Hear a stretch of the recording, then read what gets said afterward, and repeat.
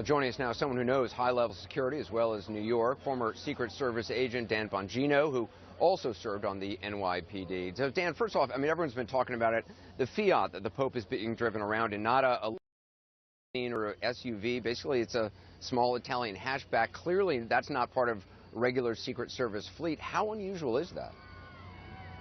Very unusual. I've actually never seen anything like it. It's very dangerous, Anderson. You know, I admire the Pope's humbleness and his not wanting to be seen ostentatiously, but that's a very dangerous vehicle. God forbid there was a tactical assault. There's no way to negotiate strategically in that type of a vehicle. What's the biggest challenge facing the Secret Service and other agencies? I mean, is it the fact that this Pope so often wants to get right up close to the crowds? He wants to mingle with people. You've seen videos in the past of people handing him, a pizza, people handing him a drink to take a drink of. That's got to be a nightmare for Secret Service and the NYPD. Oh, absolutely. The Secret Service grades its protectees, Anderson, and very simply is low, medium, and high threat level.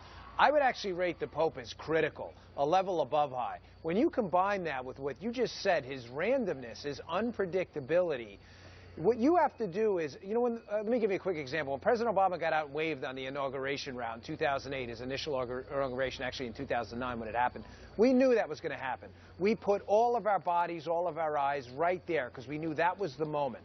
We had people other places, but that was where it was going to happen. You don't know that with this Pope. You don't know where he's going to get out, so you basically have to secure the whole route, like that one moment when President Obama got out and waved. That's a lot of resources being eaten up. And I was talking to the NYPD. They said, look, the known terrorist groups are a big enough challenge. But again, it's what Chief Waters said, the lone wolf types who aren't on somebody's radar. That's what they worry about the most. I was listening to the chief, and he nailed it. That's the kind of thing when I was a Secret Service agent that kept me up at night.